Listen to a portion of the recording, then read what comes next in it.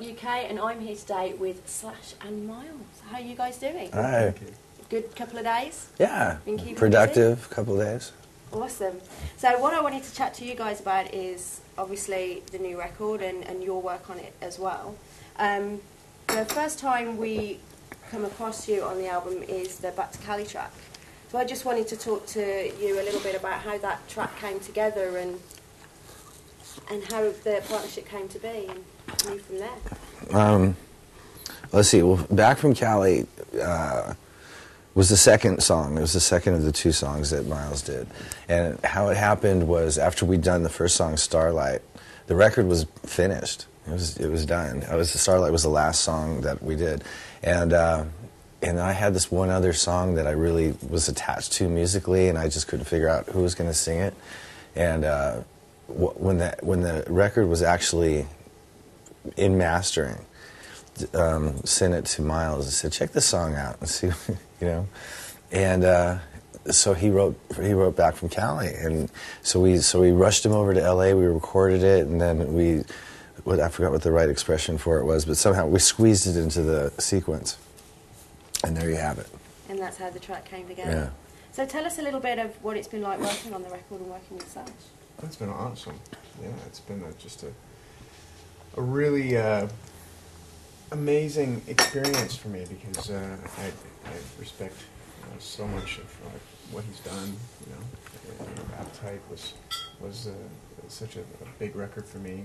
You know, back in the day, and I've always followed what he's done and been just really just a big fan. So to play on the same record and now get to tour with him is just a huge thrill for me.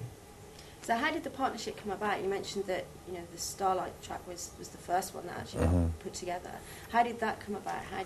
Well, I originally wrote the music for that song like in the tail end of not Guns N' Roses, Velvet Revolver's last UK tour, right?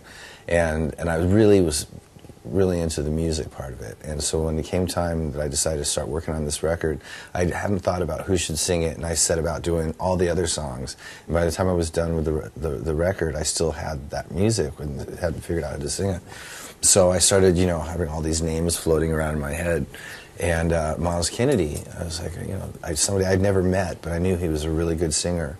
And it's just, I don't know, just on a chance, I thought, I'll just send it to Miles, And he responded favorably to it. And so let me just get into it for a minute. So a few days later or whatever, he sent it over, and I pressed play, and I was like, here's the intro. And then the vocal came in, and it was just phenomenal. And I was like, wow, So, again, flew him to Los Angeles, and we recorded the song proper. And that's sort of, we established a relationship from that point on. Amazing. And so now... And I dropped a ton of bricks on him about the tour. I was going to say, so you are now the vocalist for the touring band. Yeah. How does that feel? It's great. It's a fantastic band. I think Slash did a great job of assembling a group of players that really meshed well together.